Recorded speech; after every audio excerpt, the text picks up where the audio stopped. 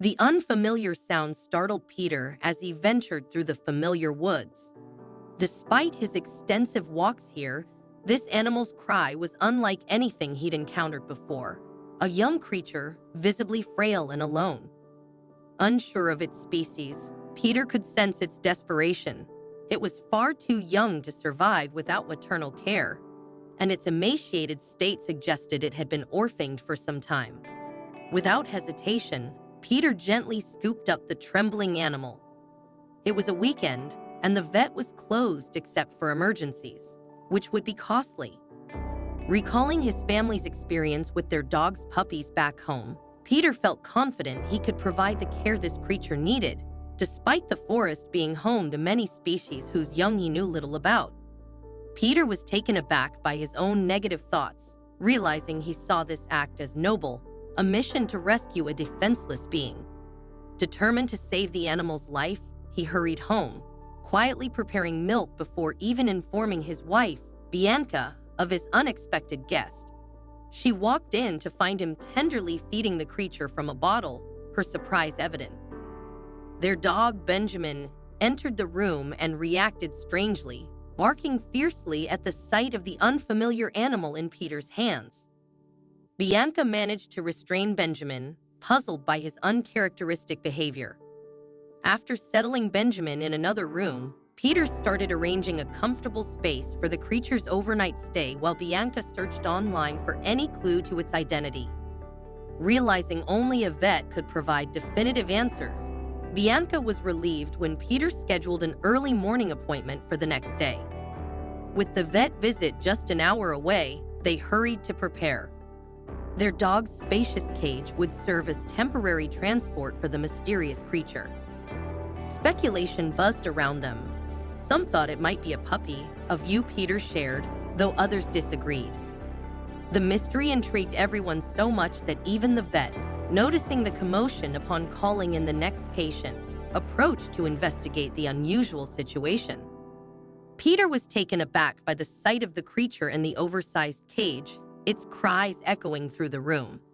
The vet, visibly flustered, announced to the waiting patients that some might experience delays as he urgently attended to this case. Peter and Bianca, entering the office, were surprised by the vet's nervous demeanor. He swiftly moved the caged animal to another room, explaining the need for specialized tests. Trusting the vet's judgment, Peter and Bianca awaited anxiously for news.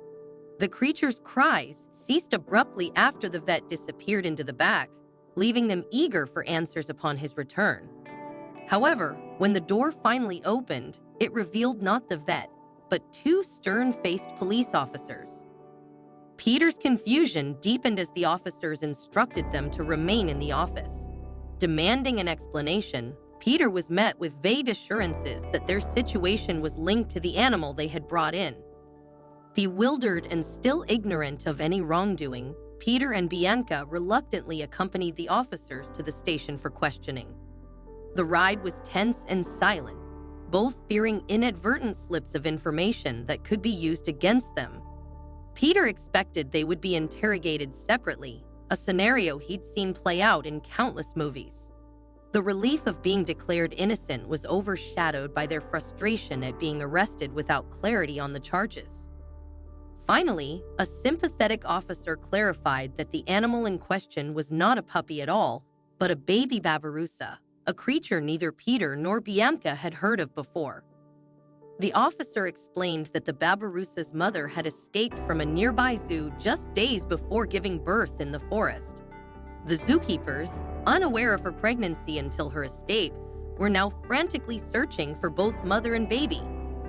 Realization dawned on Peter and Bianca.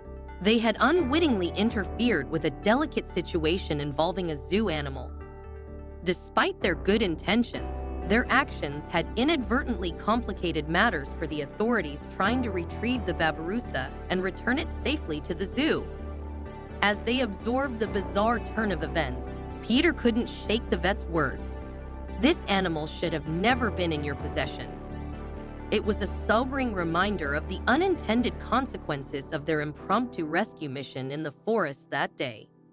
Babirusas are rare, prompting speculation at the zoo that someone might have stolen the female to obtain a baby for themselves.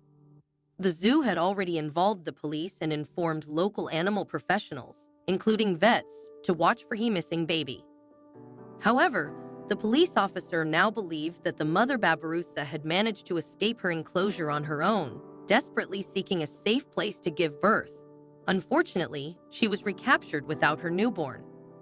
Fortunately, the baby was safely reunited with its mother at the zoo, receiving nourishment and growing stronger. Following the incident, the zoo reinforced the enclosure to prevent future escapes. As a gesture of apology, Peter and Bianca were awarded lifelong free admission tickets to the zoo.